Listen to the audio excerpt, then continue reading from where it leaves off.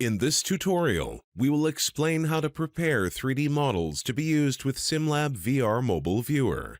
2 important notes to keep in mind when working with mobile models. First, it is better to work with light models to make sure models can be viewed on different mobiles. Second, determine your model type. Is it for AR or VR? AR models do not include environments, as they are prepared to be augmented in an existing physical environment, while VR models include a full environment so the user can immerse himself in the virtual world. To prepare your mobile VR model, import the model to SimLab Composer and apply materials to the scene.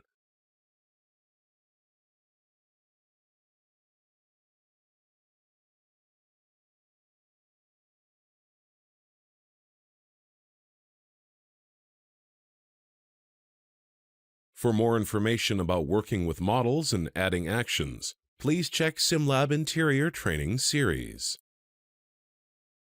First, we need to create the preview image to distinguish the model in the VR viewer. We can either use SimLab rendering capabilities or capture a screenshot from SimLab Desktop Viewer.